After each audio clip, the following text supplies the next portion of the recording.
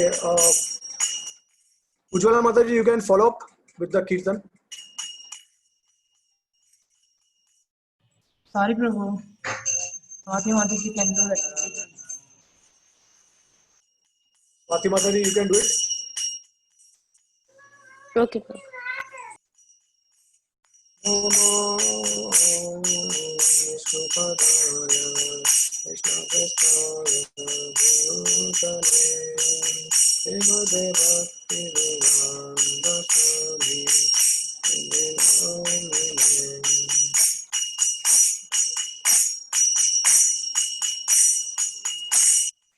Namaste Vishnupadaya Krishnapristhaya Bhutale Srimate Bhaktivedanta Swami Iti Namine.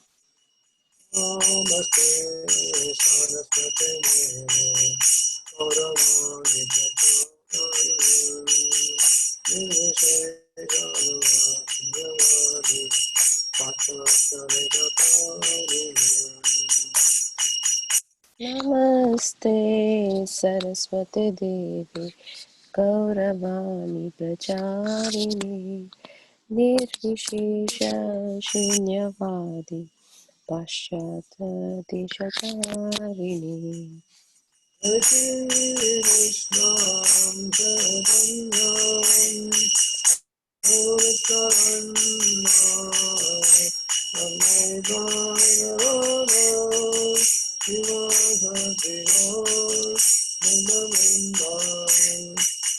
Jai Shri Krishna Chaitanya Prabhu Nityananda Shri Advaita Gadadhar Srivasati Gaur Bhaktavinda. Hare Krishna, Krishna Krishna, Hare Hare, Hare Rama, Rama Rama, Hare Hare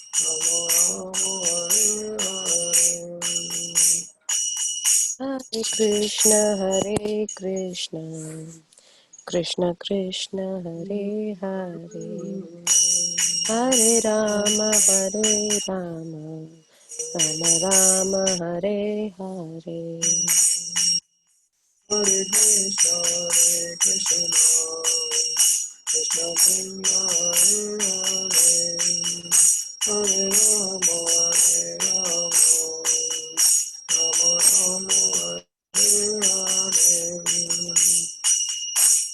Krishna, Krishna Krishna, Hare Hare, Hare Rama, Rama Rama, Hare Hare.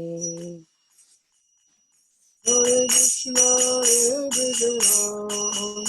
Krishna Krishna, Hare Hare, Hare Rama, Hare Krishna, Krishna Krishna, Hare Hare, Hare Rama,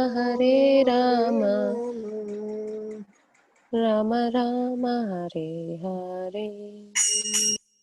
Hare Krishna, Krishna Krishna, Hare Rama, Rama Rama, Hare Krishna, Krishna Krishna, Hare Hare, Hare Rama, Rama Rama, Hare Hare. Hare Krishna, Krishna Krishna,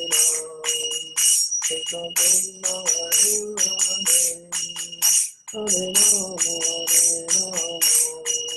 Rama Rama, Hare Krishna, Krishna Krishna, Hare Hare, Hare Rama, Rama Rama, Hare Hare.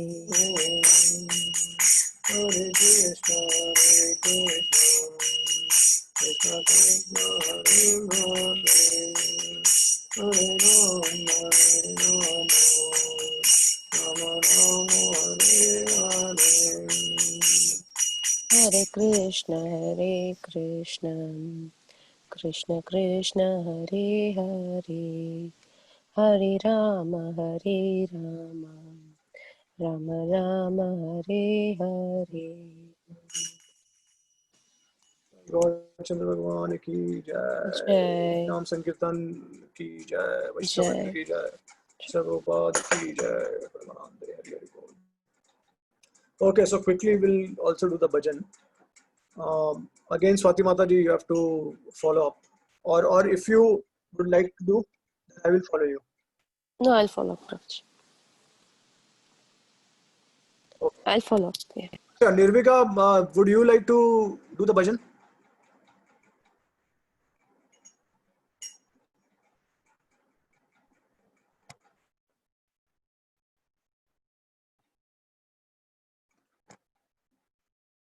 Hare Krishna.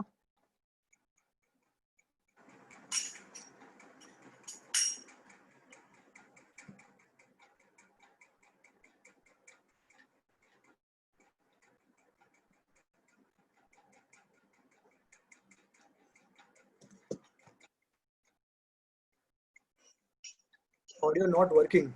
Oh, yeah, there's some or other difficulty online. Okay. Okay, so let me do it, and Swati Mataji, you can follow. Okay. Jaya Radhe, Jaya Krishna, Jaya Vrindavan.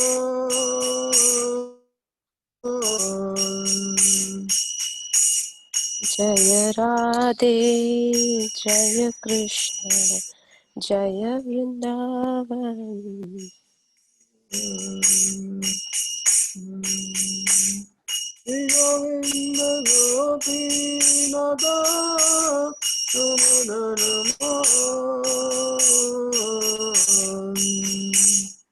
Shri Govinda Gopinath Madana Mohan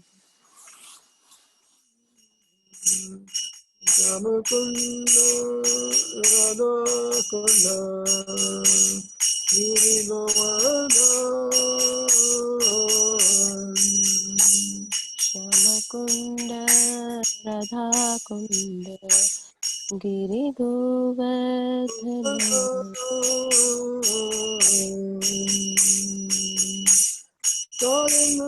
Yamuna Jaya Jaya Mama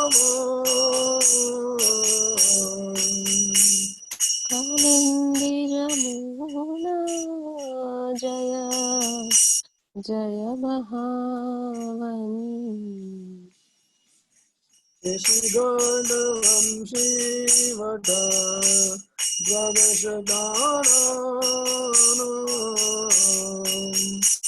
Deshigatavansi Bhata Dvadashakana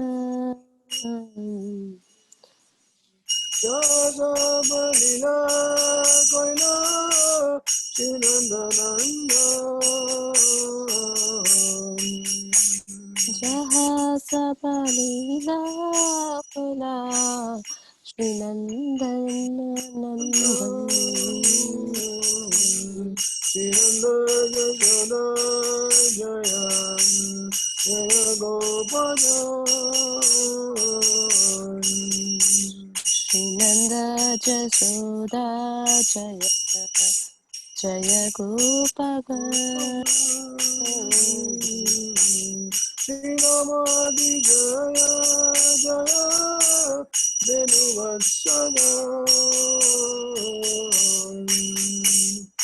Idamadi Jaya Jaya Denuvatsala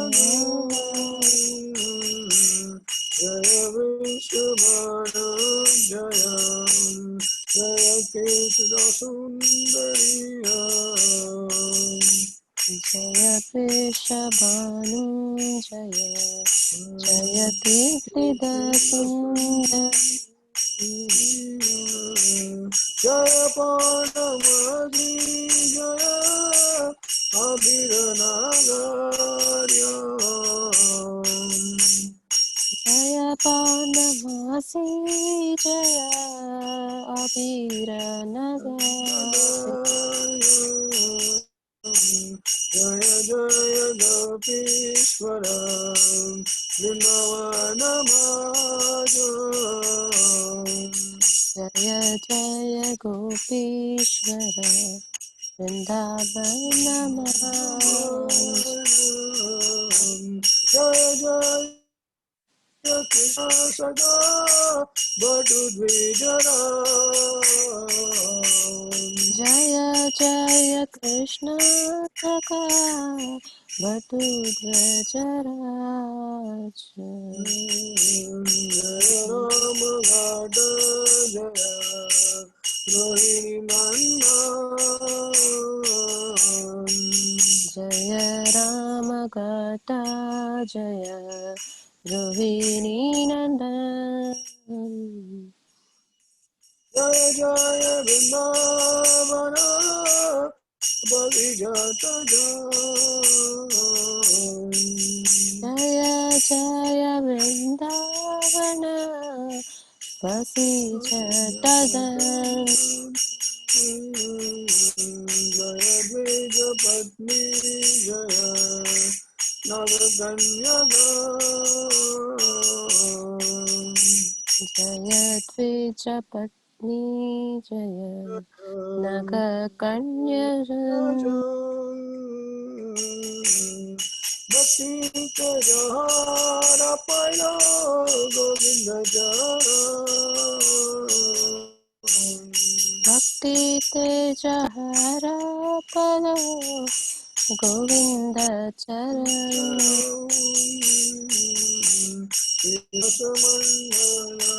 जय जय कन्या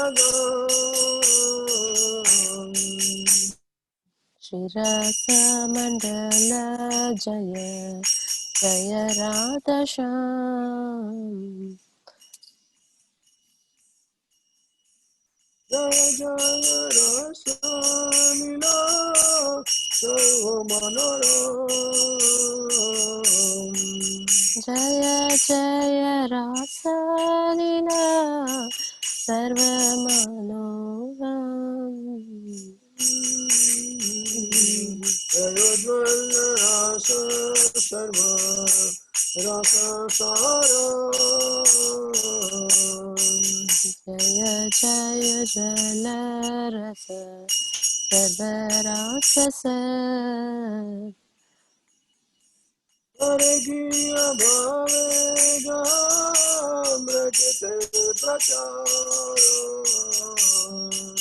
पर की अभावे जा प्रचिति प्रचार जानवपाद पद्म तोयस्मरण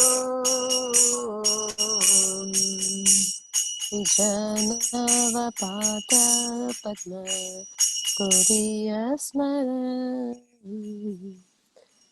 Viva Krishna Rave Soe Nama Sankirtan बिना कृष्ण दास कोई नाम संकीर्तन Radhe Jaya Krishna Jaya Vrindavan जय राधे जय कृष्ण जय Vrindavan Shri Govinda Gopinada Madan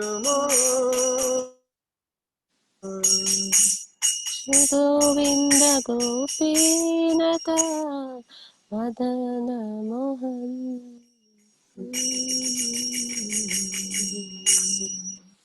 The Krishna Swaraj Goswami ki jai. जय Prabhupada ki jai.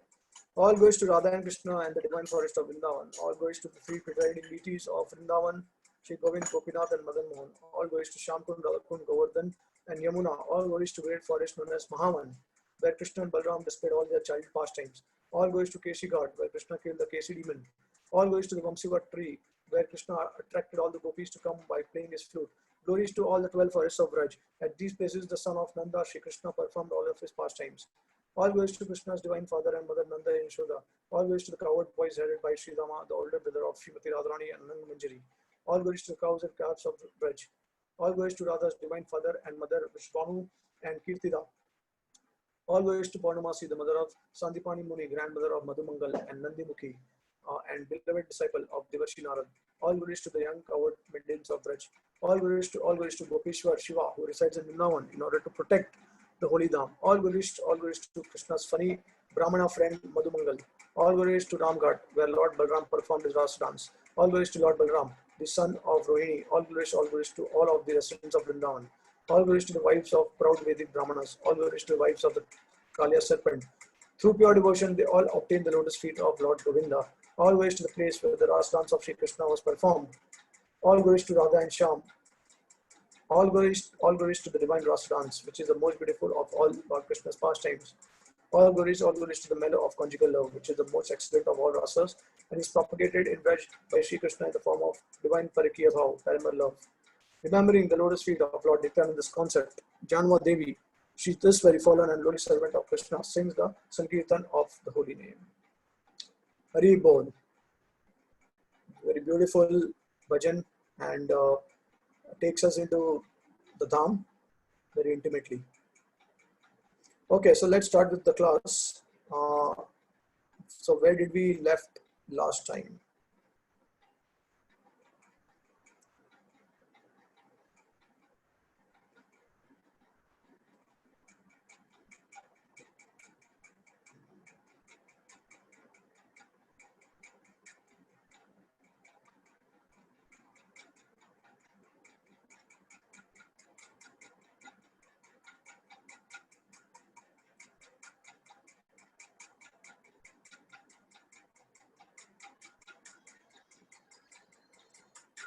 Okay, anyone can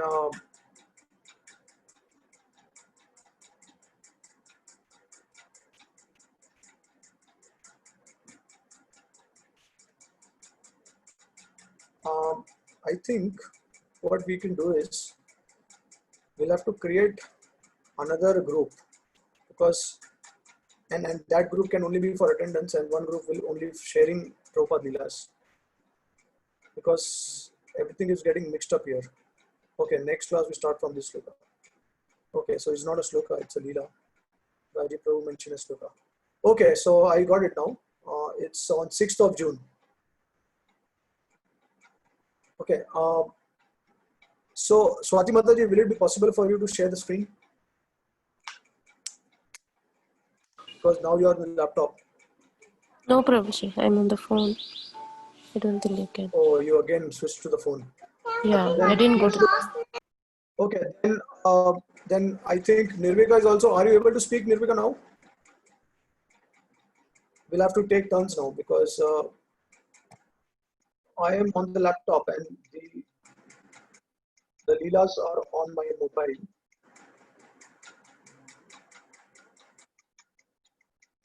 Nirvika, are you able to speak?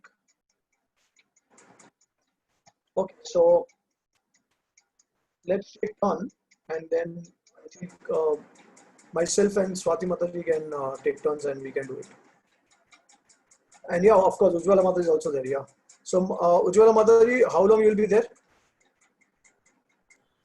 Prabhu, another 5 to 10 minutes, Prabhu. Okay, so can you start reading? You can Yeah. you can start with Kula Shekhar. It's on 6th of June. Okay.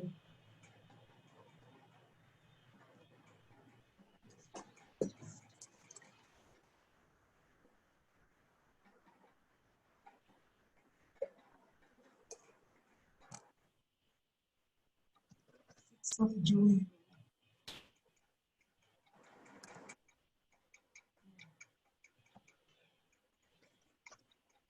Yes, Prabhu. You can hear me, Prabhu. Ani, got it. Nirud, Yes, Madhuri. Ayeshnanda.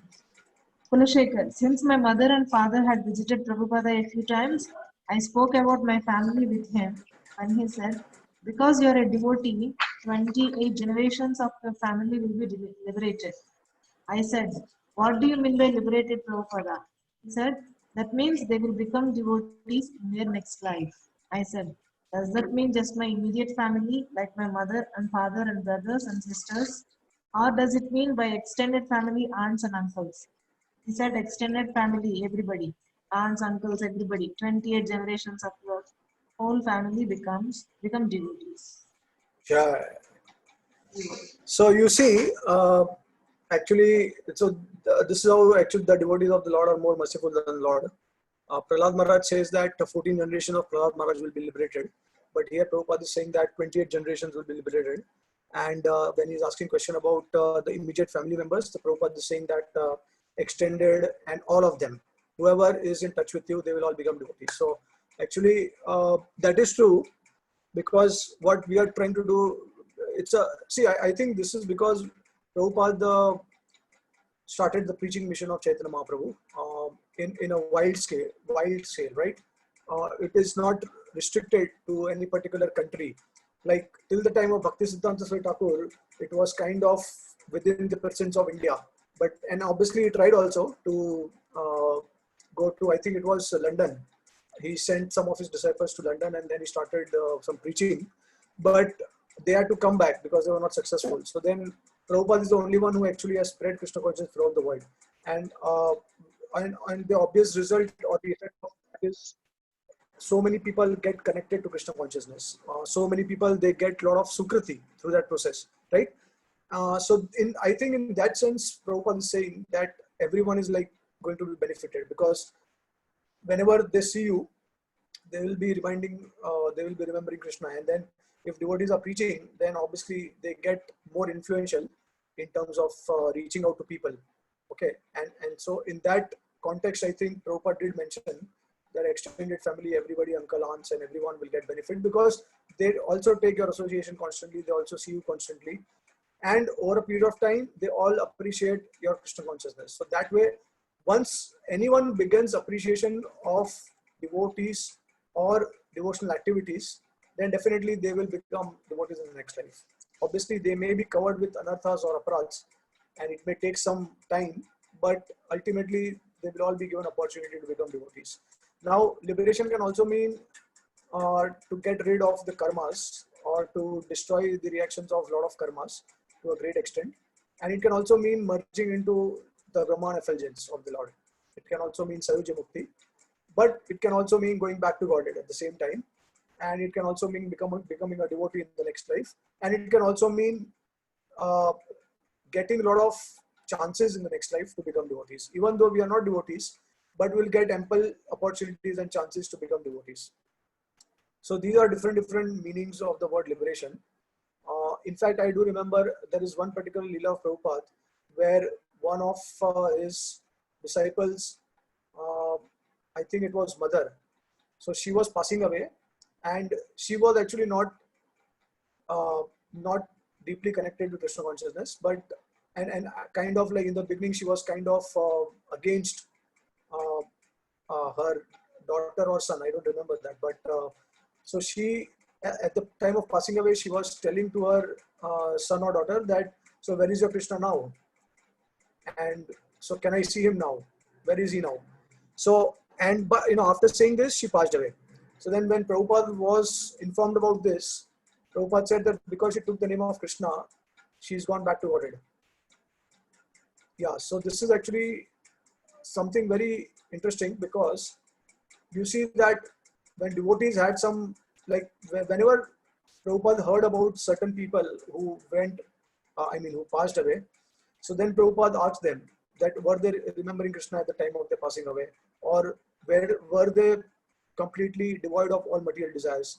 So Prabhupada's answer was actually based on Shastra, which says that you must have prema for the Lord, or you must remember the Lord at the time of passing away. So whenever disciples were passing away, Prabhupada used to ask like that.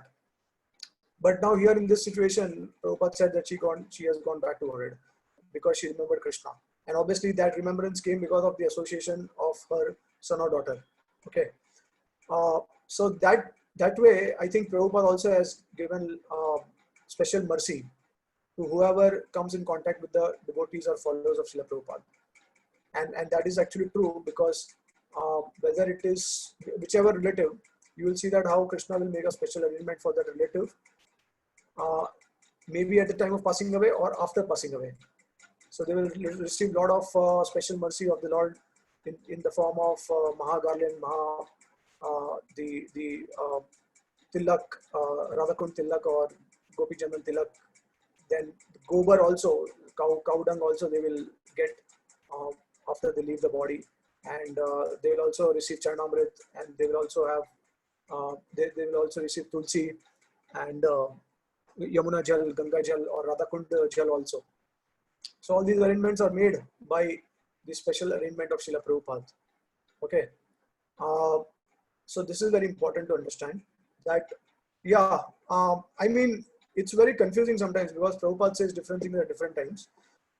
And but this principle definitely is true because we are trying to preach the mission of Srila Prabhupada, and preaching basically means that we want to give Krishna consciousness to others as much as possible. So whoever we come in contact with, in touch with, even if that person appreciates also a little aspect of our human nature or character or the things that we are doing in bhakti, then definitely they will get the Sukriti. So in that sense, it is going to be an extended one. Yeah.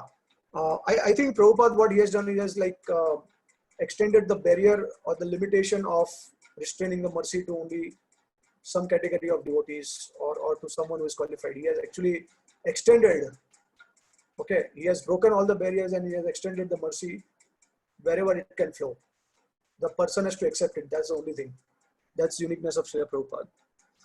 Okay, so I think Swati Mataji has a question. Only pure devotee can. Do you mean to ask only a pure devotee can liberate or Yes, Prabhu. Yes. Yeah. Yeah, so as I said that this is not for a pure devotee. See, so Kulashekar Prabhu at that, obviously don't know the status of Kulashekar Prabhu, but generally what it means that any sadhaka who is sincerely following the instructions of spiritual master, who is trying to practice bhakti, and obviously there is something mentioned by Srila Bhaktisiddhanta Sarita Thakur. He says that for a neophyte, there are 3 generations delivered. For a Madhyama, there are 14 generations delivered. And then for Uttama, 100 generations are delivered. Okay. So that's how we can actually understand. But definitely, there is a difference between the type of deliverance and the quantity of deliverance. Okay. For a Uttama Adhikari who is at the stage of Bhava and Prema, obviously he can deliver many people he has got in touch with, okay, because of his special potency, and obviously he has the mercy of Prabhupada also. So he can, because the Uttama Adhikari who is at the platform of Bhava, he can bestow Bhava on others also, and he can bestow Prema also. But Madhyama Adhikari, he can just bestow Shraddha, okay, or at the most he can, I mean, depending on what level, what stage he is at, he can bestow only that much type of faith in that person. Okay, so that way definitely there will be a difference between how many people can be liberated, or in fact for a pure devotee or Uttamadhikari, their parents can even go back to Godhead, right? Which might not happen for a Madhyamadhikari. Okay, and obviously then there's no question of Kanishta Adhikari. But in any case, all the common principle for all these devotees is that they will all be able to get the opportunity to practice bhakti in this life or next life, and they will also get rid of karmas to a certain extent. Okay, so now how many relatives, how many members will get that opportunity or facility, that will depend on the purity of the devotee also, and what destination they will go, that will also depend on the purity. But in general, opportunity to become devotees and destruction of karmas, this is definitely there. Okay. So is that clear? Yes, thank you, Prabhuji. Okay. Yeah, so Ujwala Mataji has left now. Let's next. Okay. Okay, Nirvika Mataji, are you ready? Are you able to read now? I will read this one. Yeah. Can you hear me yeah. now? Yeah, now I can hear. Okay, good. Okay, so you can continue. You can continue the next one, 9 June. Charu Prabhu. 9th June. Just 1 minute. Okay, yeah, Charu. Two young interviewers asked Prabhupada, "Have you seen God?" Prabhupada said, "What do you think? Before you buy gold, you should first educate yourself so you can recognize gold. So to know whether my answer is right or wrong, you need to know who God is and the qualifications for seeing him. Do you know who God is and who is qualified to see him?" They said no. "Since you don't know, for better or worse, you will have to accept whatever I say." "Will you do that?" "Yes." "Then I've seen God." That was powerful. Yeah. So this is a very great logic that Prabhupada used. That if you don't know God, then obviously requires some kind of qualification to understand. Because like I do remember one time Hridayanand Maharaj, and Prabhupada said he is a person to he asked someone that if someone is asking you this question that do you see God, or how can I believe in God without seeing God, and so such kind of question requires some kind of background also. You cannot ask this question unless and until you have some background about God. Okay, just like and he gave this analogy that, for example, a person does not know anything about gravitational force. Okay, and then he goes and asks someone, "What is gravity?" "I cannot see gravity, so I cannot believe that gravity exists." Right? So this is similar. In order to you, even though you are not able to see gravitational force, but you know that everything is getting attracted, and ultimately it is uh, we are all pulled down by the gravitational force, right? So obviously the experience is there, but it is not seen directly. So if you want to understand what is that thing which is attracting and pulling us, then we have to actually know certain things, certain background we require. So similarly, if you want to understand God, or if you want to see God, or you have a doubt about God, then obviously you must have some basic knowledge about the principle of God. Okay, and unless you have that, you cannot actually go and ask this question. So this was a wonderful logic by Prabhupada. Any comment or question?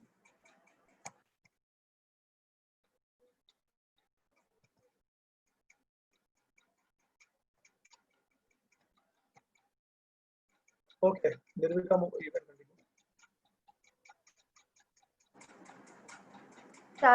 Charu Prabhu. On a morning walk in Sydney, I asked Prabhupada about the power of the Kshatriyas. Based on our philosophy, I thought that having many wives and being sexually active would decrease a person's spiritual and physical power. Once Prabhupada said that Gandhi was successful in driving the British out of India because he was celibate after the age of 35. So I asked Prabhupada, how is it that the Kshatriyas were the most physically powerful people in society, and yet at the same time they were dispensing their seed profusely? Prabhupada said, system of eating. That's all he said. Yeah, another amazing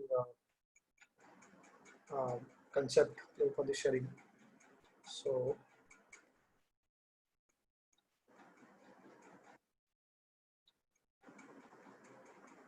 yeah, so basically I think it requires some kind of um,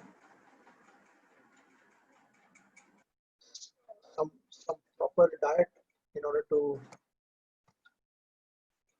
become that powerful. And obviously Kshatriyas are allowed to have meat also, because they are generally considered in a mode of question. And in order to protect country, in order to protect the citizens, and in order to be very powerful, they have to have that kind of potency. So Yeah, so I think by their eating habits, they become very powerful. And obviously, I think there is a factor of the previous yuga also, because these days you'll see the Kshatriyas are not so muscular, and obviously they are fit, but compared to the previous yugas, if you see their height and body and all that, obviously there is a lot of difference. So in the previous yugas, Kshatriyas had lot of wives. In fact, it is mentioned in the Srimad Bhagavatam that Chitraketu Maharaj, he had 10 million wives. You know, we hear that Krishna had 16,108 wives, but Chitraketu Maharaj had 10 million wives. So you cannot imagine how much power they have. And so I basically feel that this power is definitely because of their taking birth in the previous yugas, where all these things were possible.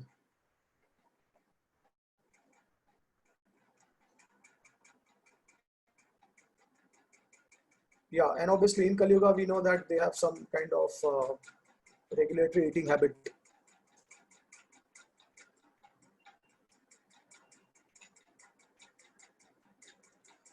Okay, so any comment or question on this?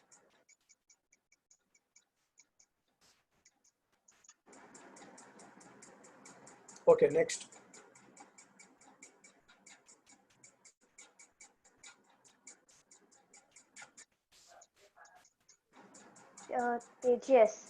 Tejas Prabhu. I wrote a letter to Prabhupada about my anxiety. I was disheartened because the devotees I trained would abandon me 3 weeks later. Even my wife would argue and run away. Prabhupada's reply was, actually, we are not after making members, we are not after collections, we are not after selling books. Sorry, we are not after any of these things. These are just different ways to engage in service to Krishna and thus to become Krishna conscious. You need not worry, do not be in anxiety. 2 weeks later, I got another letter from Srila Prabhupada increasing my responsibilities fivefold. He wrote, make the members of parliament life members. I had so many responsibilities that I was getting more and more anxious. I hadn't made a life member in 45 days. I was trying to follow Prabhupada's instructions of being detached, thinking, I'm a servant of Krishna and whatever I get is Krishna's arrangement. But I was also thinking, why am I in such anxiety? The daily reality I faced was that the devotees in Vrindavan would starve if I didn't send money. And I had to take care of the devotees in Delhi also. At the same time, Prabhupada put me under stringent financial directives. I had to give 50% of the life membership money to the BBT and 50% to construction. So I had no money for maintenance, and I was the little maintainer of the Vrindavan and Delhi ISKCON temples. Beyond this, there were always new problems, more things to do, and not enough prasadam. I got sick. The devotees revolted. Every afternoon, Srila Prabhupada would take a leisurely hour-long massage. He had so many things to do, but he was leisurely about everything he did. I went and sat there for a while. Then I told Srila Prabhupada, I am worried that I am not progressing correctly in spiritual life. In Bhagavad Gita it says, Brahma Bhuta Prasannatma na shochiti na kankshati. That when one attains the Brahma Bhuta platform or is Krishna conscious, anxiety and lamentation are gone. But I'm always in anxiety and I'm concerned that I'm making an error in my spiritual life. Srila Prabhupada, please correct me. Prabhupada's reply was amazing. Prabhupada looked at me softly and kindly and said, no, your anxiety is all about pleasing Krishna. Mother Yashoda is always in anxiety that this demon Trinavrata might steal Krishna or that Krishna might be hungry. So all your anxieties are simply in relation to pleasing Krishna and are transcendental. He was so kind. Yeah, such a coincidence. So today only, my wife was reading from the Nectar of Devotion, and he was sharing with me the symptoms of someone who is um, a very sincere devotee. There are certain symptoms that are given, like for Bhav Bhakta and for Prema Bhaktas and for Sadhak Bhaktas. So she was, one of the symptoms was that a devotee is not disturbed by anything, and he's also perseverant in his sadhana and his seva, and he's not disturbed. So she was telling me that sometimes I see that you are disturbed so many times, and I told her that, well, this is in relation with Krishna, this is a different type of disturbance. And I mean, I was just joking with her. I was saying that this is a transcendent disturbance, and it's an anxiety of the Rajvasis. Unless you are disturbed, you cannot be in the mood of Rajvasi. So she was telling me that, well, you are just glorifying yourself and all that. So I was like laughing. But then I was going to tell her that actually bhakti or the mood of Rajvasis begins when you start taking anxiety for Krishna. So without anxiety, your Vraj bhajan has not even begun. Like, you know, generally, if you want to attain peace, if you want to attain happiness in Krishna consciousness, that means you are Shanta Bhakt, or you are probably a Karma Mishra Bhakt, because you have some ulterior desire to fulfill, right? So that's why Krishna will give you a position in Goloka, but you will not be able to attain the position or the mood of a Vrajvasi, which basically begins from the Dasya Ras. So Dasya, then Sakya, and Vatsalya, and Madhurya. Right? We were discussing this with Bhanu Maharaj also in our Bhakti Rasamrita Sindhu class. And you also did mention that devotees in Shantaras, they want peace. Right? They are satisfied with that. And they are peaceful just by looking at Krishna. So this is something that we don't want actually. And we want anxiety, that is true. But obviously, the type of anxiety, we have to balance that out with understanding our stage also. Because if we are Kanishta, and if we try to take too many anxieties, then obviously we may leave Krishna consciousness altogether, or will be miserable even after coming to Krishna consciousness. So I think there is a balance required for it. So with progressing stages of Krishna consciousness, we have to take more and more anxiety and responsibilities. That's actually the reality. And that would please Srila Prabhupada and all the acharyas. And that's how we also are trained to attain that Vraj Bhav. Unless and until we don't get that anxiety, we just want to be satisfied and happy with our peaceful life. Okay. But that is not the goal. The goal is that we want to please the Vrajvasis. That means we want to please Srila Prabhupada. And for that, we have to also take some anxiety. In fact, one devotee had mentioned that to the degree we take anxiety in Krishna consciousness, to that degree we progress and advance in Krishna consciousness. So Krishna consciousness is not just about speaking all the time. It is not just doing katha all the time. It is also to take some practical responsibility and service for our Guru and the Parampara. Okay, for Chaitanya Mahaprabhu, for Srila Prabhupada. If we don't do it, then probably we are in that mood of being peaceful. Okay, and will not be able to advance much. So katha everyone can give. So we just have to read some books, and we have to share it with others.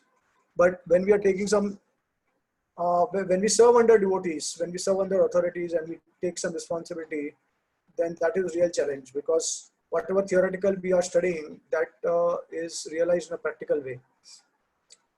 So how much tolerant we are becoming, how much our ego is curbed during that process, how much willing we are willing to serve the devotees, that all these things will become most important to us as we advance in spiritual life. So see, there are stages of devotion.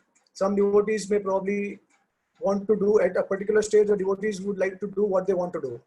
And that's a low category, low level of devotional service. The second category is that gradually they are willing to do something which the authorities they want them to do. Okay, and then finally, like we know the three types of disciples: the first class, second class, third class. Third class is the one who after telling also will not do anything. Second class is the one only after telling he will do things, and the first class is without even telling he will do it. Okay, because he has understood the mood of the parampara and the guru. He has understood the desire of guru, and he will go ahead and he will accomplish what the guru wants him to do. Okay, that's the first class type of disciple. So at least we must be on the second class, where whenever we are asked to do something, we should put our heart and soul, and we should do it. Yeah, so what happens is our personal preferences and our own attachment to the process of devotional service also can become an obstacle. And we may, so, the entire idea is that we have to get trained under some devotee, and we must cultivate the faith also in that devotee. If you like, okay, one practical example. So one time my brother-in-law was sharing with me about Gaur Gopal Prabhu, and one time one person asked Gaur Gopal Prabhu that in spite of so much success and fame and name, how are you able to still follow your guru? Because a person, if he receives that kind of name and fame, even greater than his guru, then obviously there is a 99% chance that someone will start thinking that I know better than my guru, and I know best for whatever I should do. I know the best, and no one else can know better than what I know. Okay, so that kind of tendency can definitely creep in. So he answered very nicely.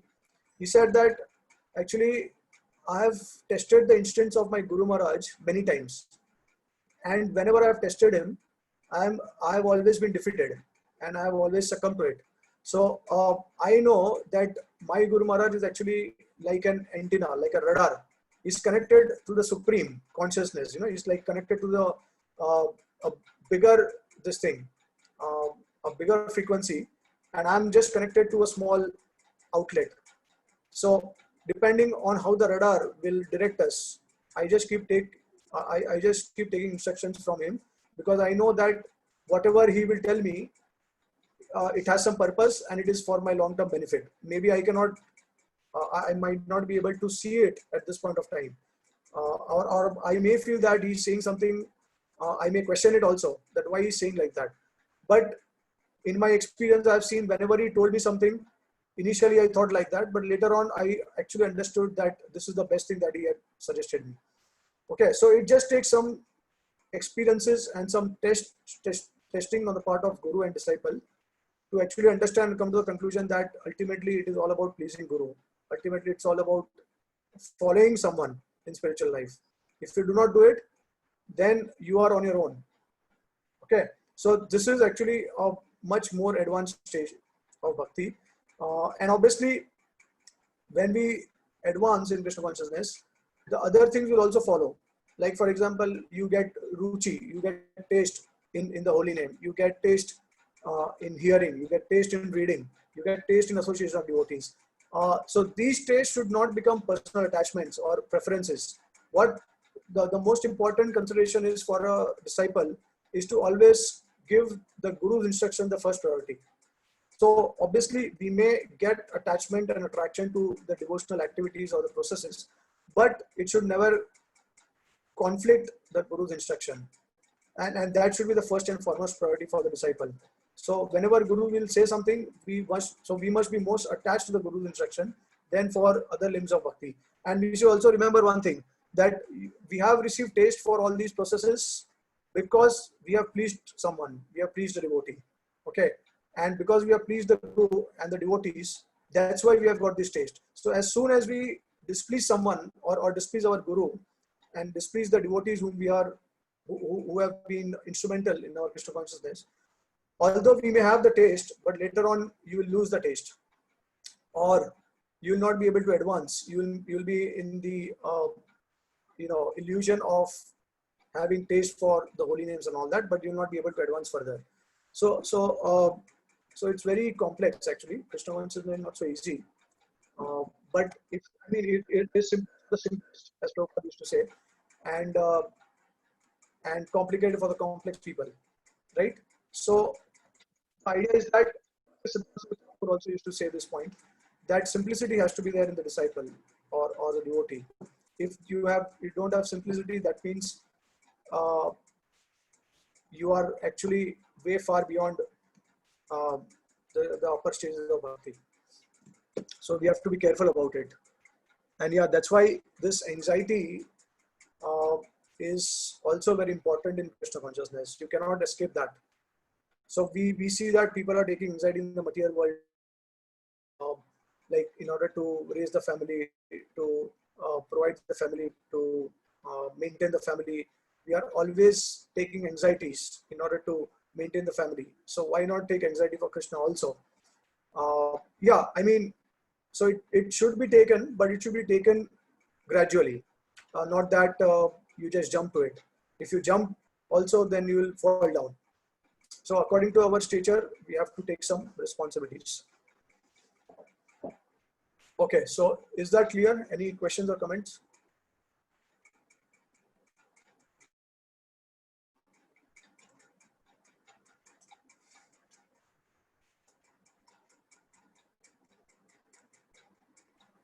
Prabhuji, how will we know at what level we are and at how much level of anxiety we should take?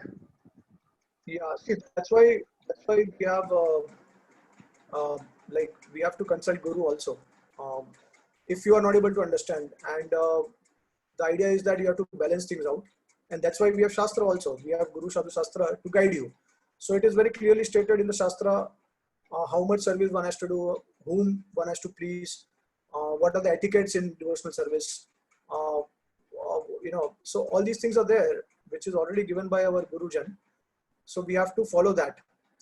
We should not get carried away with so many other things, because in ISKCON, obviously, we know that there are so many thousands of devotees who are connected to Srila Prabhupada, and we may take guidance from any of these devotees. But obviously, we realize over a period of time that ultimately it's all about quality, and quality is all about surrender to only a few, right? In fact, I had shared one video by Radhanath Maharaj also, where a devotee is asking the same question to Maharaj, that Maharaj, should we hear from other devotees? Should we hear from other exalted devotees also? And then Maharaj is saying that we can pay respect, and you can also, I think the question was about uh, can we serve or hear from other devotees? And Maharaj said that we should really pay them respects, and we should uh, always treat them very nicely. But whenever it comes to serving, and whenever it comes to hearing, it should be the Siksha and the Diksha Guru. And this is what Radhanath Maharaj also says. And this is also the Shastra also says, right? We have discussed this many times. So we have to fix our priorities. We are all limited and restricted. We cannot go beyond a certain parameter. And you have to also check it. If you are having a lot of work, if you are working 10 hours a day, then obviously you don't have so much time to serve anyone else, because the rest of the time you have some other responsibilities. You have to also do your chanting of 16 rounds. You have to do your sadhana also, because health comes first, then sadhana will come, and then last seva will come. So if you are not healthy, you cannot do your sadhana, and then what to speak of seva. So if you are healthy, then you have to finish your sadhana. You have to do your sadhana properly. And if your sadhana is not happening in a balanced way, in a consistent way, or in a steady way for a long period of time, then there is something wrong with the sadhana, and you have to fix your sadhana first. Probably it is also possible that devotees may give a lot of emphasis to seva. They may do a lot of seva also, but they will be lacking in their sadhana, or they may not be able to do a quality sadhana. Okay, so it is very important to find out how much quality time you are able to give to a sadhana. And then finally, if health and sadhana is good, then now the question is that, okay, are you able to render some service to the devotees or to the Lord? Okay, because obviously service will complete your process of sadhana. It's a practical approach. It's a outcome of your sadhana. Okay, so service has to be there. But then how much time you're getting for the service? If you're not getting any time for service, then maybe you just have to wait for some time in the future where you'll get some service opportunity. Or if you are not getting at all some service opportunity, then definitely you may focus less time in your work. Let's say if you're working 10 hours a day, then maybe you can just focus for 8 hours a day. You can try to reduce that working time. And see, it's a very common tendency of devotees to quote the example of Bhaktivinoda Thakur. Okay, so Bhaktivinoda Thakur had 11 children. and he used to do his work at the same time. He also used to maintain all the children and also provide them Krishna consciousness. But see, first and foremost, one thing we have to understand: what is the schedule of Bhaktivinoda Thakur? Only for 4 to 5 hours a day, and whatever he did, he was very fixed. He was like a line in the stone which can never be erased. His sadhana was like that, just like Raghunath Das Goswami. Okay, his schedule and everything was like that, right on time for everything. So he was able to manage and balance everything perfectly, and he was spending very less time in his work. What we are spending 8 to 10 hours a day, he effectively did that in 5 hours a day. So he was getting ample amount of time for his sadhana. Okay, and obviously, being a Nitya Siddha, you cannot compare to Bhaktivinoda Thakur. We cannot imitate him. But obviously, he's setting an example for us that work and spiritual life can go simultaneously. But at the same time, in terms of quantity, we cannot do as Bhaktivinoda Thakur did. And we have to also note that Bhaktivinoda Thakur has given quality time in his sadhana. How much, he was translating, he was writing, he was reading, he was... he had also taken some services for the temple in Jagannath Puri.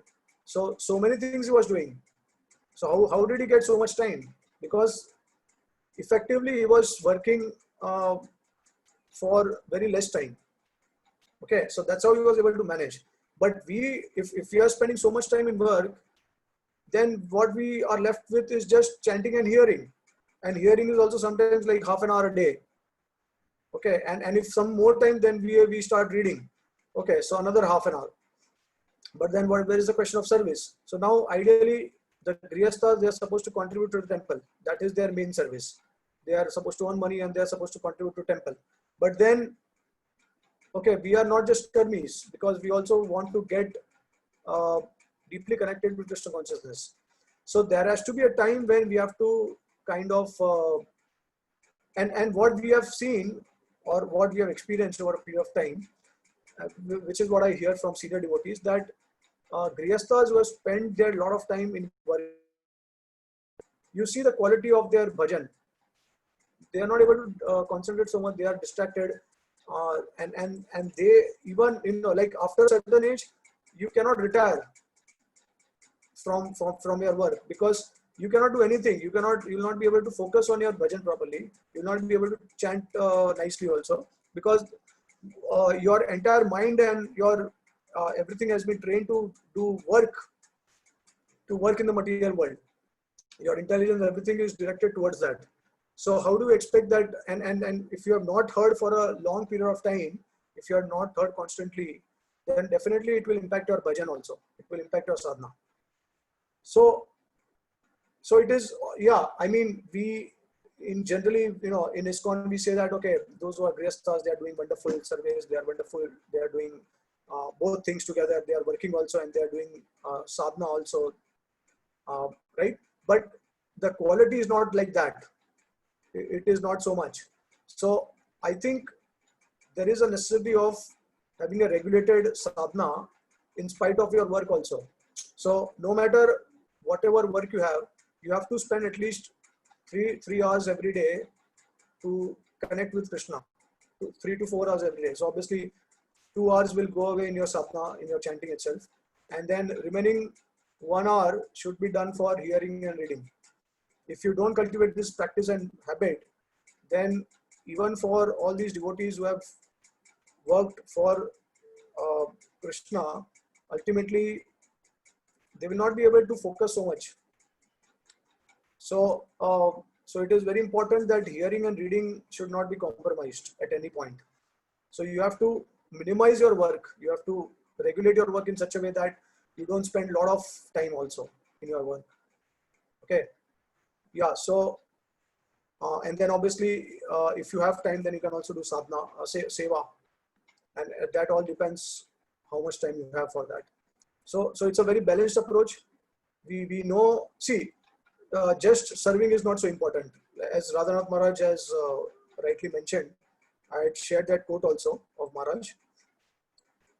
Let me just share it again. Mean to simply serve. Seva means to serve with no egoism and no selfishness. So see, this seva with no egoism and no selfishness, it takes a long time. Okay, seva itself does not give us that thing. But unless and until we have a strong sadhana and we are associating with devotees, unless we are learning how to train ourselves to follow the instructions of devotees, the seva will not be like that. So the service that we are doing, it has to be in the mood of absorption also. Like for example, externally we may be doing the service, but internally we may be thinking of something else, or our motive may be something else. Okay, so that in order to purify our service, we have to connect deeply with the sadhana. So sadhana obviously is the first and foremost priority, and then after that only we can actually serve. Okay, now the problem is that there are devotees who want to serve and they do a lot of services, but when to serve, how much to serve, whom to serve, they don't want to learn that. They just want to please devotees, they just want to serve devotees without all these factors. So now obviously if you have multiple things to do, if you have multiple people to please, if you have multiple goals, then your health will be affected. And so you'll not be able to do it on a steady platform and with a happy heart. You'll always be frustrated because you'll not be able to do justice with your seva.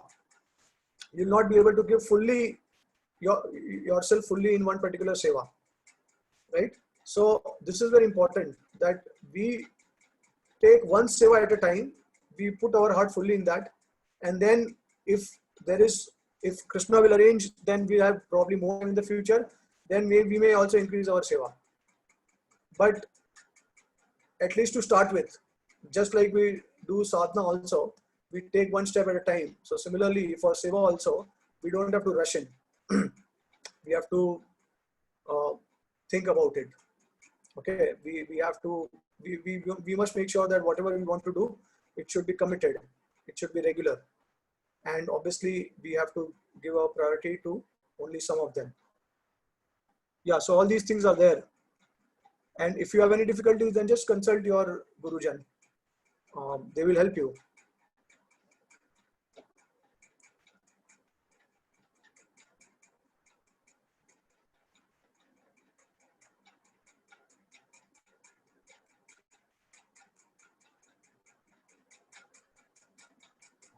Okay, thank you, Prabhuji. Yeah, you know something very interesting about Prabhupada's, during Prabhupada's time. I think devotees were so fortunate. They were, I mean, see, you see the trend now and you see when Prabhupada was present. All the Prabhupada disciples at that time, they had only one focus. They had only one resolve. They had only one thing in their mind. And what was that?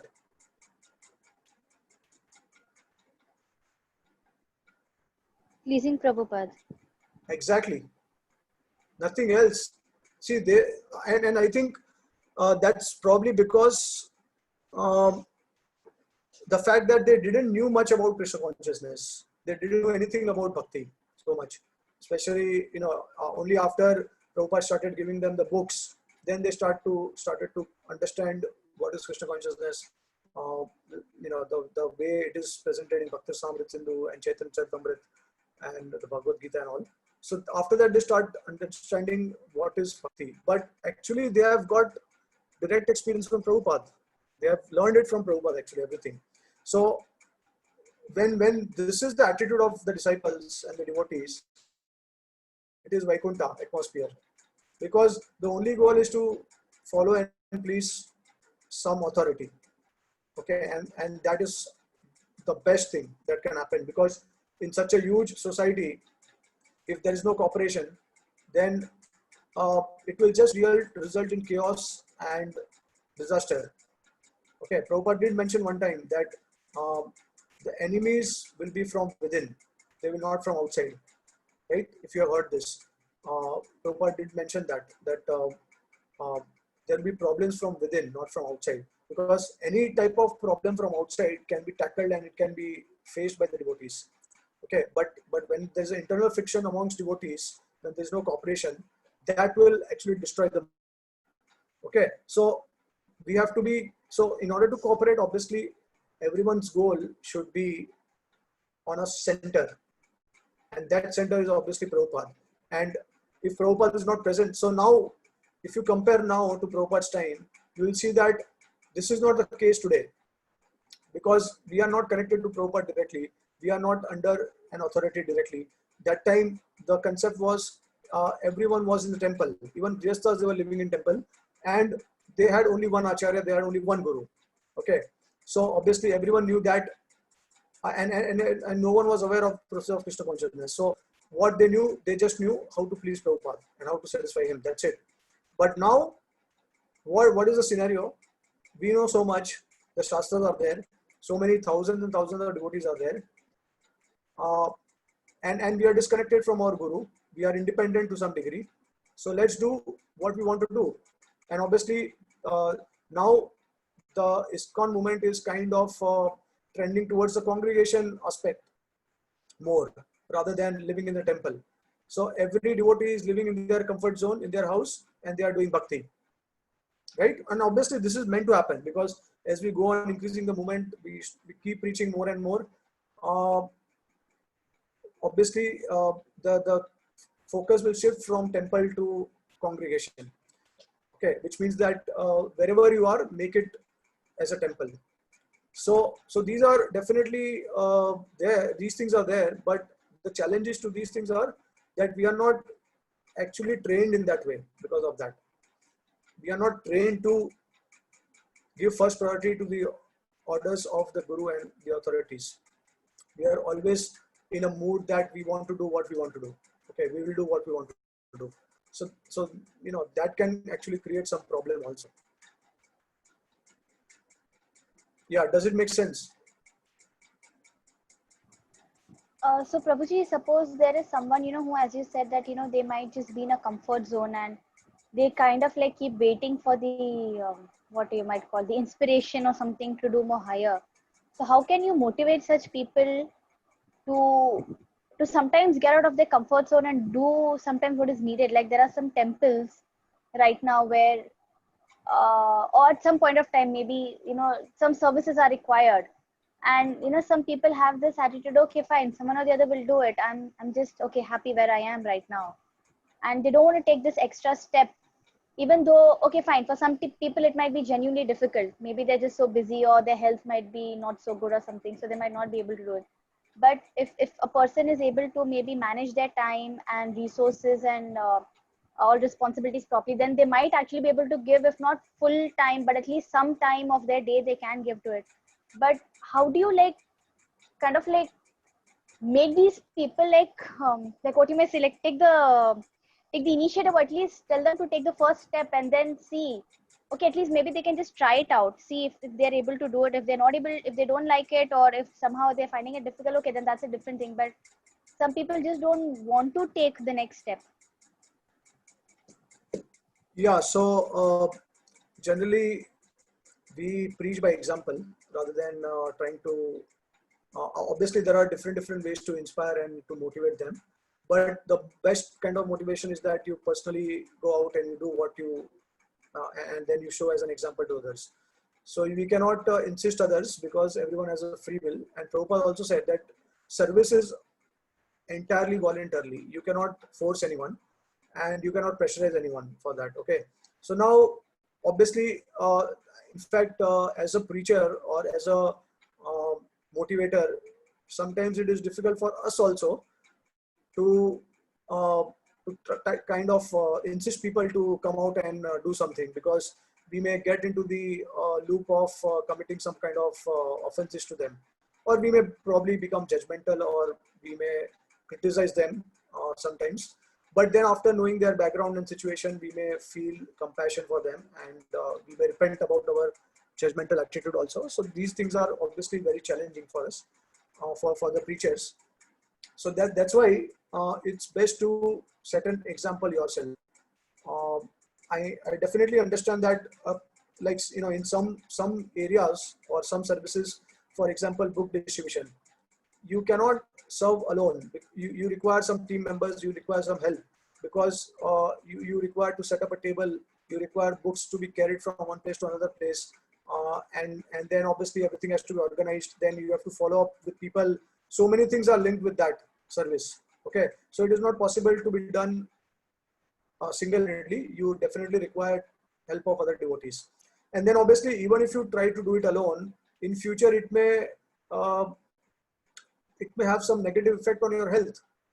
Okay, so thinking on a long-term basis, definitely we require the help and support of other devotees. But the problem is that not everyone is as fired up as others.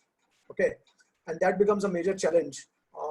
So then what we can do, see, the entire purpose of having to hear the classes regularly is not to collect information. It is basically to motivate people to surrender to Krishna.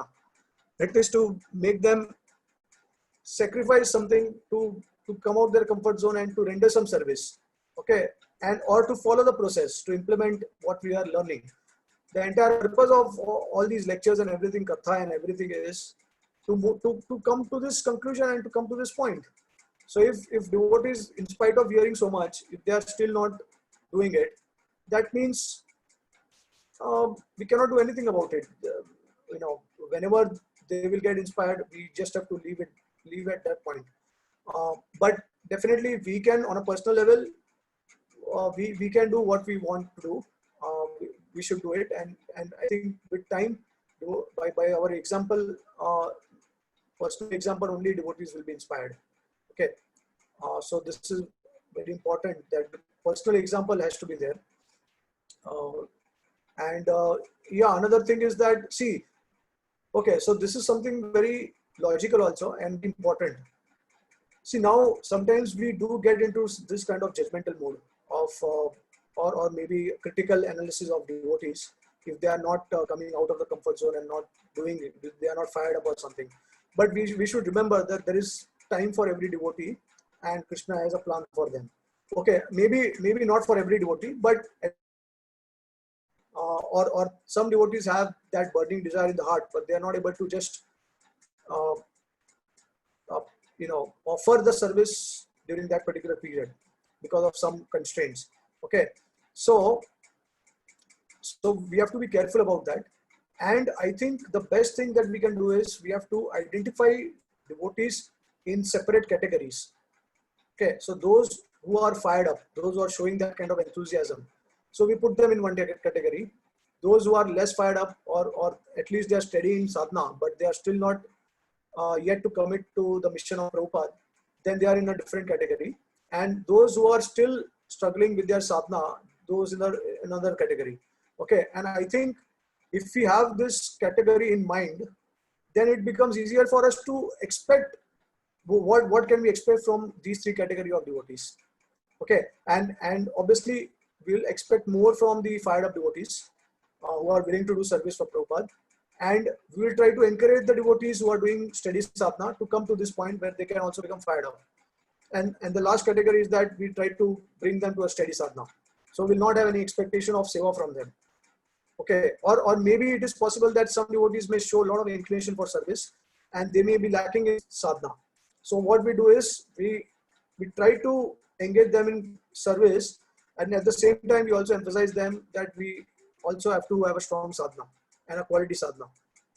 Okay, so like that, I think, yeah, by personal example and by understanding and knowing the devotees' current situation, we can encourage and guide them accordingly.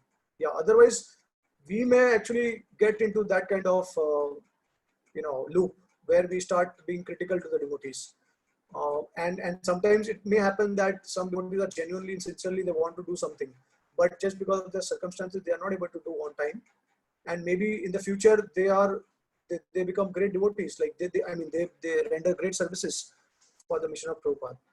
So then we should not repent about it later. That's why we have to also be careful in trying to push on the devotees. So we must understand their situation and their level of surrender at the same time. Yeah. So I mean, this is something from my practical experience and what I hear from others also.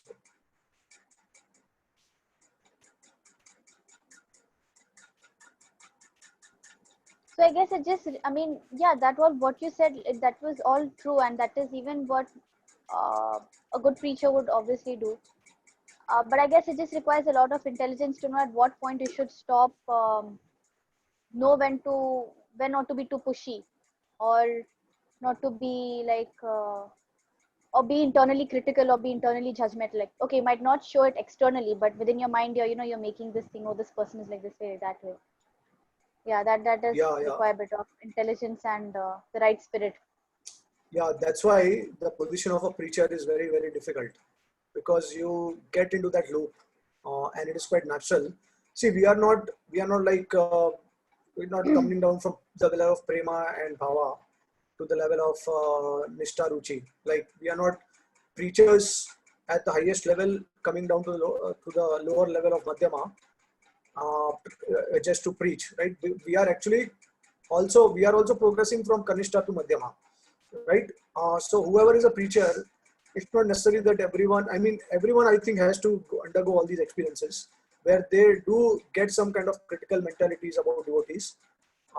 So it is always, this is what I have been doing also, that if I have developed too much critical mentality about a particular devotee, then the best thing what I do is straightforwardly talk to the devotee, and then uh, just share my thoughts, that this is what I feel.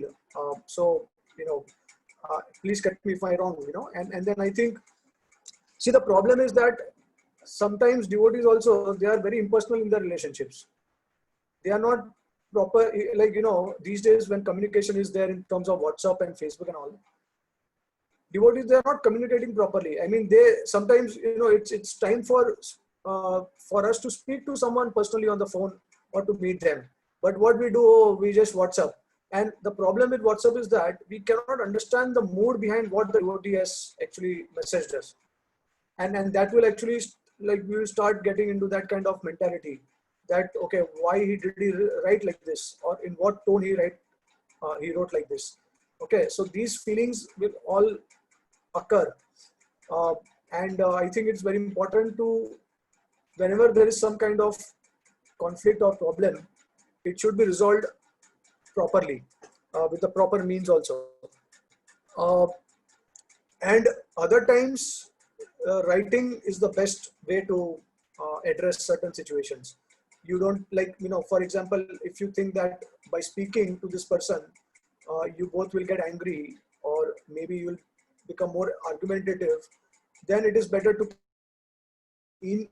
during the time of writing, you have ample time to think, you have ample time to analyze and then write. Okay, so what happens? You are presenting yourself in a humble way, and the person also will present in a humble way. Okay, and you will think beforehand, while you speak, or while you convey your thoughts. But when you are face to face, then it's difficult to think about certain things and then say, right? We are quite spontaneous when we talk to each other. So yeah, so both has advantage. It can be through written form or it can be verbal form. But I think we have to use our intelligence when verbal form is required, when written form is required. So that should be a very important thing, that the communication has to be personal. It should not be impersonal. If you want to convey something, convey with the proper reason, convey what happened, why you are doing this or why you are not doing this. If you can convey that, that is the best thing. Okay. So yeah, the devotees definitely who are preachers, they are going to have a very tough time. It's a very difficult type of service, and especially those who are taking this service for a long-term basis, who are guiding devotees on a long-term basis. Very, very difficult. See, it is one thing to just give a class and then go away from that place, and then go to another place, give a class, and go to another place, because you are not establishing a relationship with devotee in terms of intimacy. Once you get intimate with devotees, once you start having relationship with the devotees in the form of services, then you will actually realize and recognize what are the anarthas or lackings of these devotees. Okay, the shortcoming and all, because the true nature will come out when we serve together. Unless and until we are not serving, everyone is so good, everyone is so nice. Just by coming to the class and hearing, it does not, it does not mean that a devotee is very nice. Okay, even by being steady in hearing the classes or sadhana, it does not mean that the devotee is really very nice and Okay, it only that's why I say that only practical service can bring out what is in our heart, and that can actually help guide a mentor or a guru to rectify the disciple's mistakes or his desires, ulterior desires. Okay, so yeah, I mean, these are all experiences which I think all the devotees will undergo with time if they take the responsibility of preaching and sharing Krishna consciousness. Very difficult service, and many times we uh, have to, and obviously it's a uh, learning for the preacher also how to become detached over a period of time, and how to even if the disciples are not doing in the right way, the guru has to be detached in the sense that obviously he has to correct them, but at the same time his focus should be on Krishna consciousness, and that will take a lot of time. Obviously it does not happen so soon, so that absorption can only, because many times we get disturbed due to someone's behavior, and it's difficult to forget that. Okay, so all these things will come. If you are just having distance with devotees, then obviously everyone is good devotee. There's no problem with anyone because you are not dealing with them. But once you start dealing with devotees personally, then you will actually understand what are the anarthas of that devotee. Okay, so these are the things. And obviously there are etiquettes like, amongst God brothers, God sisters, we don't correct them. We just try to praise them, appreciate them. The duty of the correction only belongs to the Guru and Krishna. Okay, so unless you have a deep relationship with your God brother, God sister, then they can rectify you, they can correct you. Okay, but if you are not having that kind of deep relationship, then obviously this is not something we are supposed to do. In general, we are supposed to praise devotees, but real character, real nature of a devotee can only come out when we associate with them. Yeah.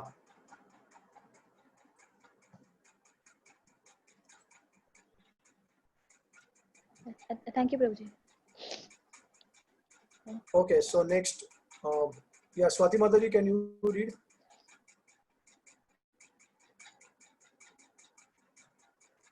Which one, Prabhuji?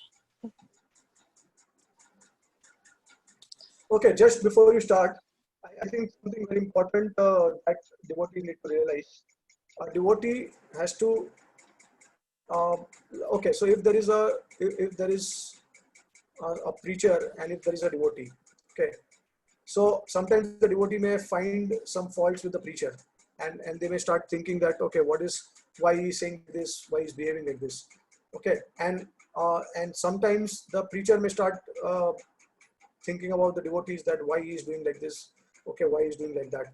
So basically, see, the thing is that according to the Vaishnava etiquette, whoever you consider as a guru or a guide, you should give them that kind of freedom to correct you also. You should give them some freedom. If they do not have the freedom, then what will happen? They will not be comfortable in that relationship. And that relationship will also become, it will be a farce relationship, because the guide is not able to give you his feedback, and at the same time you are also not able to have faith and accept that advice. So then there is obviously no point in the relationship. So if you have so I think devotees, they have to identify who is my guide, who is my mentor, who is my guru, who is my friend, and who is a junior. Externally, at least they have to do it, and internally, obviously, always think that I'm the servant of everyone. So externally, when we do it, we have to make sure with whom we are dealing, and to what degree we can say certain things, and how much respect has to be given in that relationship. Okay, so these things are very important. Plus, if someone becomes critical about a preacher, then one has to also think that if I also become a preacher in the future, then will I also behave like that? Or let's say not a preacher also, but even an authority or a leader or the temple president or a GBC, if you someone, if you see someone behaving like behaving in a you know some kind of weird way, then first you have to actually understand his situation. You cannot jump directly and criticize him, okay? Because he is taking a responsible position, he is an authority. That means some respect has to be there. Representing Prabhupada, he is representing ISKCON. That's first thing. Second thing is that if you see some kind of whimsical behavior in that devotee who is taking that position, you have to first analyze whether I am able to understand this, whether I am in the same situation. If I was in the same situation, how will I behave? Okay, so before jumping to conclusions, we have to analyze from this angle. And the preacher or the authoritative devotee, when he is guiding devotees, he has to also think, if I was in this situation, I would have behaved like this. Okay, so before passing any judgments or being critical about it, I think it's also important from both ways. See, the problem is that what is happening is, okay, we are always expecting others should be pure devotees. Okay, but what about ourselves? Are we all willing to work on ourselves? Okay, we like, see, there are definitely pure devotees in our movement. Like, there may be a lot of Diksha Gurus or Sannyasis who are probably very advanced, and their behavior is also pakka. They perfect behavior. But we are not able to see that kind of behavior in the disciples of those gurus. Okay, because they are conditioned. That's a fact. We are not on the same level as the guru. Okay, but if you only focus on that aspect, and if you neglect other things that has been given to you from that disciples of the guru, or as a mentor or a guide, whatever you are given from that devotee, if you focus only on the behavior of the devotee, then what will happen? You start committing offenses, because you have forgotten the fact that because of that devotee you have learned so much, and you have also made advancement in Krishna consciousness. You have realized so many things. Okay, so we have to focus on the positive things, and obviously unless and until, like, they are messing up with the regulative principles, or they have stopped chanting 16 rounds, then obviously you may have that kind of doubt. Okay, but as long as they are following regulative principles, they are chanting 16 rounds, and sometimes their behavior becomes whimsical, then you have to overlook that. And obviously we don't have the right to correct our mentors and our gurus. Only their gurus or their friends can correct them. Okay, so whatever anarthas they are experiencing, we are not supposed to tell them what are the anarthas you are facing. Okay, I mean, ideally they should learn it from their own behavior, or they should learn it from their gurus or friends. Obviously they also have to learn, because we are all in the sadhaka stage. But it is wrong to expect that you are not the pure devotee, everyone else is the pure devotee, every guide is a pure devotee. That is definitely wrong. So before seeing the faults in your guide and mentors, you are supposed to see fault in yourself. Okay, and you have to work on your own. This is the reason why our Guru Maharaj, Radhanath Maharaj, this is how he actually has advanced a lot in Krishna consciousness. He was working under a leader who was deviated from Prabhupada's standard. But just because Prabhupada asked him to not leave him, he was always with him. But he never compromised on the teachings of Prabhupada. Maharaj was always very focused, fixed, and he always had the principle of gratitude. So, in spite of so many obstacles, challenges, criticism, Maharaj has somehow managed to see the good in his seniors. He is always seeing the good in his seniors. Okay, that is, even though they have the faults, and it is quite evident because they have broken regulative principles also. Okay, and that's a fact. But whenever Maharaj will greet them, he will only see the positive things, because he only knows one thing, that this devotee has helped me. And so he will overlook all other things. Okay, so this is what we all are supposed to practice as a student and as a teacher. Both of them, we require correction, we require improvement in our services. Okay, because we are all struggling in Krishna consciousness. So, but obviously the etiquettes are there. So we have to keep in mind the etiquettes, and according to that, we have to deal with each other. Okay, so in the future, maybe one time I will try to present a class on Vaishnava etiquette, and we will get to know many things from that also. Okay. Yeah, Swati Mataji, please continue.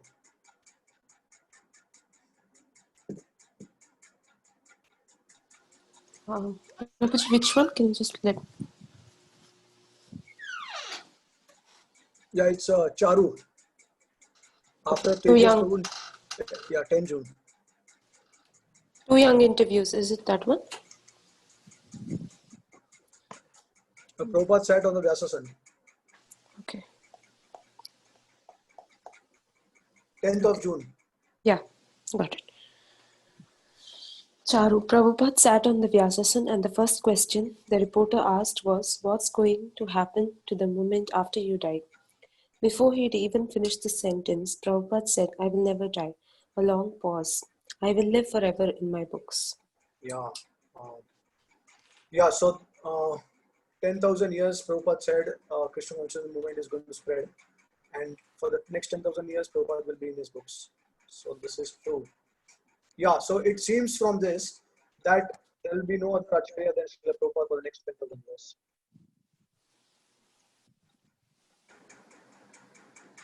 Okay, continue next.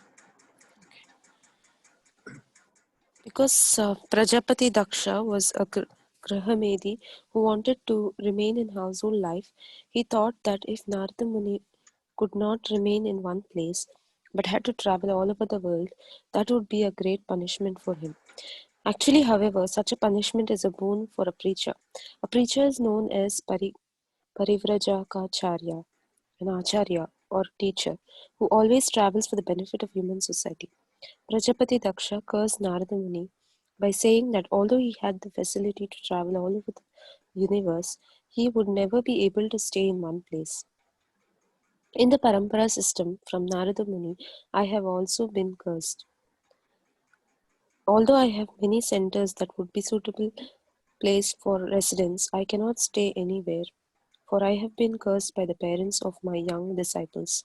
Since the Krishna conscious movement was started, I have traveled all over the world 2 or 3 times a year, and although I am provided comfortable places to stay wherever I go, I cannot stay anywhere for more than 3 days or a week. I do not mind this curse by the parents of my disciples, but now it is necessary that I stay in one place to finish another task. This translation of Srimad Bhagavatam. If my young disciples, especially those who have taken sannyas, take charge of traveling all over the world, it may be possible for me to transfer the curse of the parents to these young preachers. Then I may sit down conveniently in one place for the work of translation. Beautiful. So such a wonderful thing Prabhupada expressed his purpose. He has a desire to transfer curse to his disciples, and so yeah, this is actually the loving relationship between the guru and disciple, or true love, true selfless love, that one is willing to take the karma. I mean, the spiritual master is taking our karma, and in return he is giving us Krishna Bhakti. He is taking us back to Godhead, and he is also asking us to serve him by taking responsibility and spreading this message of Chaitanya Mahaprabhu. So yeah, so this is what Prabhupada expected from all his disciples, that they preach and they just not focus on their own bhajan, but they also give Krishna consciousness, share Krishna consciousness with us. So one thing is there that as devotees, sometimes devotees, different devotees, they have different natures. Some are introverts, some are extrovert.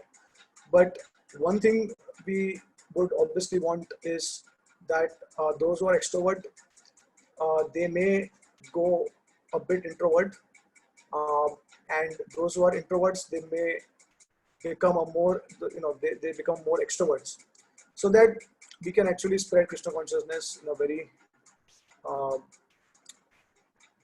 in a very big way. So if we just stick to our natures, then we'll not be able to achieve what Srila Prabhupada wanted.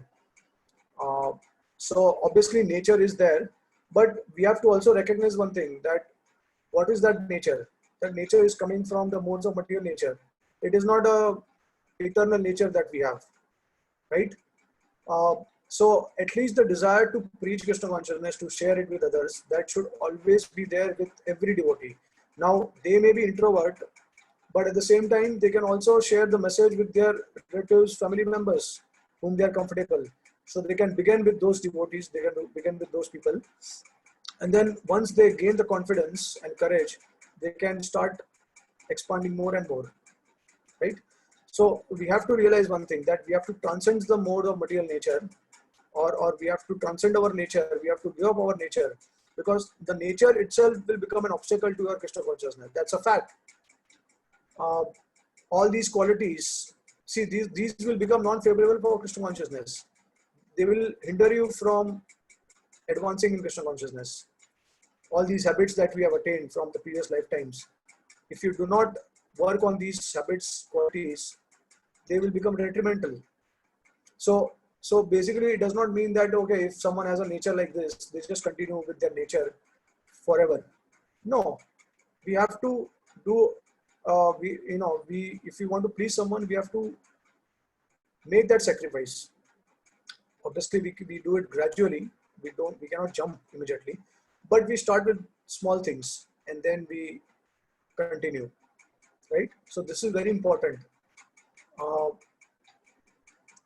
That now we actually realize how much Prabhupada has done for us. And so in order to, obviously we will not say here that we are ready for the curse that Prabhupada had got. And we don't pray that, okay, Prabhupada, please transfer that curse to me, because we are probably not ready for that. But at least we can understand what Prabhupada was going through. And now it is our time to give back to Prabhupada, right? So as a responsible son or a daughter, we always want to give back to our parents, not that we just want to keep taking from them, right? So just by sitting in the house, chanting bhajan, doing bhajan, just by going to the temple, having darshan, just by having prasadam in the Govindas, these things are all, similar to as if you are dependent on the Father, you are dependent on Srila Prabhupada. But now ultimately come to a point where you start taking responsibilities for the Father. Okay, so that's the sign of true love, and that's what we are supposed to actually do, right? So yeah, so we all have to cultivate the spirit of preaching. Okay, so any question or comment?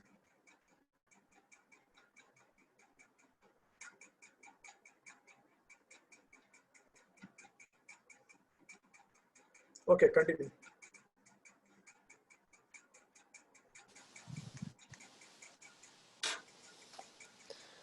Now it may be asked why Narada Muni stayed in the presence of Prajapati Daksha, who tolerated all his acquisitions and curses. Was that for Daksha's deliverance? The answer is yes. Srila Vishwanath Chakravarti Thakur says that after being insulted by Prajapati Daksha, Narada Muni should have left immediately, but he purposely stayed to hear all Daksha's strong words so that Daksha might be relieved of his anger. Prajapati Daksha was not an ordinary man. He had accumulated the results of many pious activities. Therefore, Narada Muni expected that after delivering his curse, Daksha, satisfied and freed from anger, would repent his misbehavior and thus get a chance to become a Vaishnava and be delivered. When Jagai and Madai offended Lord Nityananda stood tolerantly, and therefore both brothers fell at his lotus feet and repented. Consequently, they later became pure Vaishnavas. That's wonderful mercy of pure devotees.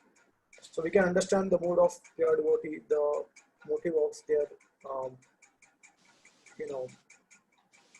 willing to tolerate all the insults and willing to also curse, right? We know how Narad Muni cursed Nala Kuvara and Manigreva, and we always see that how sages are cursing all these personalities just to give them the association of the Lord or the association of his devotees, so that they can attain perfection.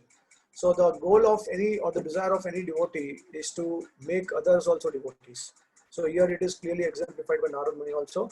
Even we know that Daksha was very angry, and if he went before him, then he would have insulted him. He knew that, but still just to give him mercy and just to make him a Vaishnava, according to Srila Vishwanath Chakravarti Thakur, he actually stayed there and he heard all his um, anxiety, right? He was sharing all his anxiety with Narada, and in that process, he also was becoming angry.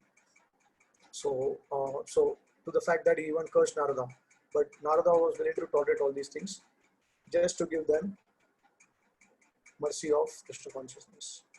This is the exalted nature of great devotees. Yeah. Okay. Any comment or question?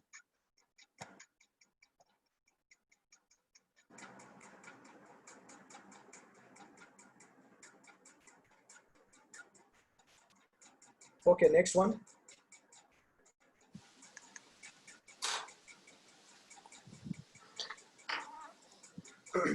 Bahushira. After Prabhupada's disappearance, I began helping Satsvaru with the Lilamrit by interviewing people in India who had known Srila Prabhupada. One of them was Acharya Prabhakara Mishra, Prabhupada's first disciple. Acharya Prabhakar was clean-cut, well-behaved and articulate. His demeanor impressed me. He had a MA and a PhD and was a very cultured Sanskrit scholar and teacher. In Jhansi, Prabhupada had told Acharya Prabhakar, I met you here because I saw you in a dream and I know I was supposed to come here. Prabhupada and he would do bhajan together, and they'd hold Ratha Yatra festivals, and they'd had programs in villages in the area. Acharya Prabhakar said that on Krishna Janmashtami in 1954, he had to go to Delhi. When he came back to Jhansi, he took a little rest, woke up at 1 a.m. and heard Prabhupada's ecstatically playing Mridangam in the temple room. Prabhupada was standing in total bliss.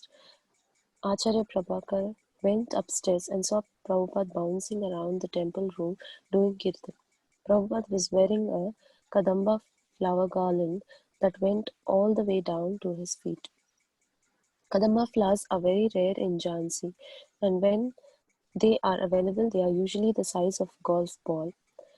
But the ones on Prabhupada's garland were big, the size of a tennis ball. And he said the atmosphere and aroma was aprakrit, non-material. It was surcharged and smelled like the heavenly planets. Acharya Prabhakar went to ask Prabhupada, Srila Prabhupada, where did this garland come from? You can't buy it in the market, but Prabhupada couldn't answer. He just kept doing kirtan, bouncing around the temple room chanting. The next morning, Acharya Prabhakara asked Srila Prabhupada, where did you get the garland? Why did it smell so much, and why were you feeling so blissful? Srila Prabhupada told him, I was chanting to Krishna and feeling some love for him, and he appeared and gave me this garland. Then I went to touch his feet and he disappeared. Because of that, I was dancing around the temple room. Prabhupada was crying. Acharya Prabhakar was very believable, and I felt that what he said was valid. He also said that sometimes Srila Prabhupada's mood was to do kirtan intensely, and he would chant on and on and on for 3 days straight without eating and sleeping. Ordinarily, we never hear about Srila Prabhupada chanting for 2 or 3 days straight. We hear that sometimes he wouldn't eat for long periods, especially near the end. But remarkably, in Jhansi, he was doing kirtan for a long period of time without eating and sleeping. And the result of this bhajan was that Krishna appeared. Sure. Right. Yeah. So see, one thing also we can understand here is that Prabhupada was able to do that kind of bhajan, intense bhajan, continuously without eating and sleeping. But when he took on the responsibility and the mission of his Guru Maharaj, and when he was in touch with his disciples, that time we'll see that Prabhupada was more involved practically. He was more involved in practical seva. And obviously he was also chanting his rounds and all, but not like the way he was doing it earlier. So Prabhupada's bhajan was extremely deep. That's why he was able to spread Krishna consciousness to every nook and corner of the world. So only sadhana, like unless and until we have that kind of sadhana, we cannot actually preach like that. Okay, so it requires special potency of Krishna. Krishna Shakti Vina Nai Tara Pravartana. So yeah, but you know, so one thing we understand that if a devotee is just doing seva externally, it does not mean that his sadhana is weak. Okay, it all depends on the consciousness. It all depends on the priorities. It all depends on the instruction of the guru at the particular period. Like if you remember, just few maybe weeks earlier, there was one particular lila where we read that how one of the godbrothers of Prabhupada, he said that Prabhupada was a great businessman, right? He kind of like critically said that Prabhupada was a great businessman because he knew how to spread or how to expand his business in terms of expanding the temples and all. And then when Prabhupada heard about it, he got extremely angry, and he was very annoyed with his godbrother. And he said that this devotee does not know what Chaitanya Mahaprabhu wanted. So actually there are so many instances in Prabhupada's life where Prabhupada was definitely chanting constantly from within, and he was at the highest stage of devotion, but externally it seemed that he was more inclined towards practical services. Okay, and you know, just because he probably externally was not showing that he was chanting 64 rounds or more than that, but from all things it's quite clear that Prabhupada had that intensity. He could continue for days and days, and obviously the type of bhajan we see that Prabhupada did in Vrindavan, that was also very unique. It was also very intense bhajan. And that's how we saw Rupa Goswami, Jiva Goswami, and he heard Krishna's flute, right? So, yeah, so so all these things connected with sadhana, these are all internal cultivation. The absorption, the quality, the meditation, these are all internal cultivations. It's not necessary you have to show it externally. Okay, and obviously you may be doing chanting also throughout the day, but still you may be doing the services. Now, in one sense, doing service is also as good as doing chanting.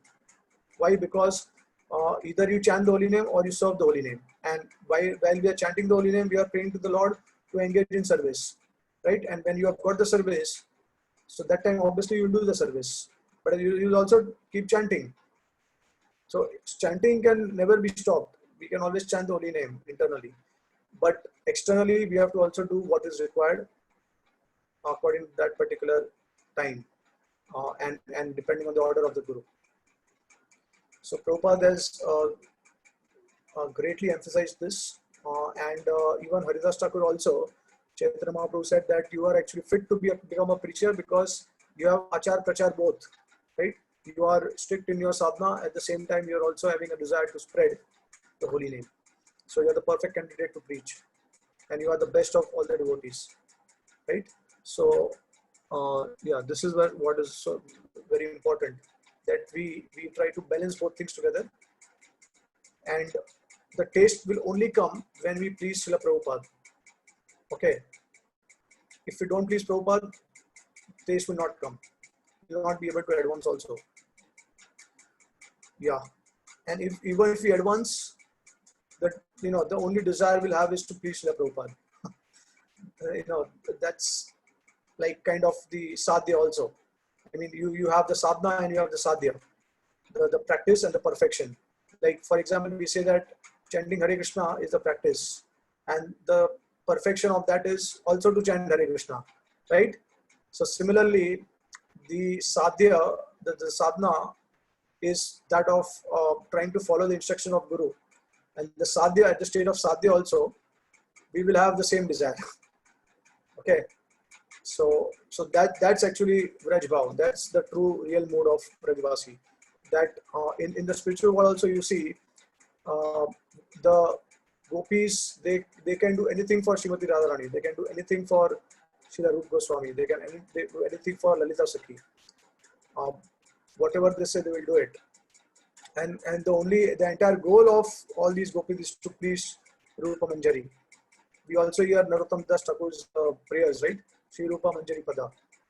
How Rupa Goswami is so highly glorified and praised by Narottam Das Thakur when he's saying that the feet of Rupa Goswami is my only sadhana, is my only mantra japa, is my only goal, is the attainment of all desires, right? So in order to please Rupa Goswami, they can do anything and everything. That's the only desire they have, and that is actually real Vraj Bhav. That is also considered to be following the footsteps of the Vrajvasis.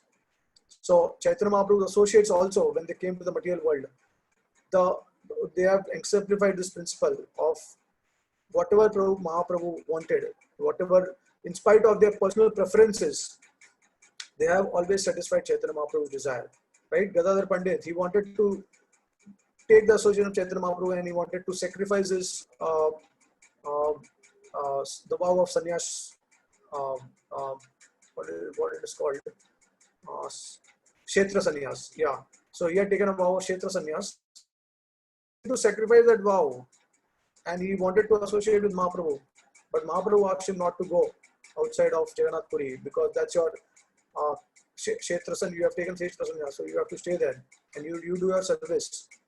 So he followed Mahaprabhu's advice. Loknath Goswami was asked to disassociate from Mahaprabhu and go to Vrindavan and help in the discovery of the temples and the pastime places of the Lord, and help other Goswamis also there. So the Loknath Goswami, Bhugar Goswami, these are the first Goswamis who actually went to Vrindavan. So they left association of Mahaprabhu, and when Loknath Goswami went to Vrindavan, he was not able to feel that kind of blissfulness, even in spite of staying in Dham, because he always felt that Mahaprabhu is, Radha and Krishna are in Jagannath Puri. So what I'm doing in Vrindavan? But in order to satisfy Mahaprabhu, he always followed Mahaprabhu's instruction. So obviously that's another thing, that sometimes devotees, they may understand the internal desire of Mahaprabhu and externally they may do something else because internally they are preached like that. Like for example, Nityananda Prabhu. So in certain occasions he did not follow the advice of Mahaprabhu. Okay, but actually it is commented by the Acharyas that he did it because Mahaprabhu actually internally was, he appreciated that and he felt happy by Nityananda Prabhu's external act of disobeying instruction. Okay, so these things, so ultimately we see that whether it is in Gaur Leela or in Krishna Leela, the entire goal is to actually follow someone and to please someone. Okay, it is not about personal preferences, priorities. Okay, so is that clear? Any question or comment?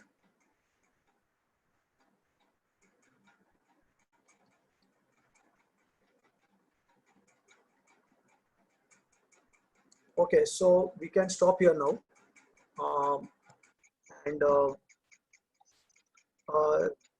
Yeah, if someone can mark where we stopped, I lost it. You can just, in the group, you can just mark it from where we have to continue. Okay, so we'll have our CC class on Monday. And today we were not able to record, not able to put it on YouTube because of some technical issue. But hopefully the video recording will be there, and yeah, hopefully we'll be able to upload it. So okay, all right. And Saturday 29th we'll have a Radhastami class. So please join us.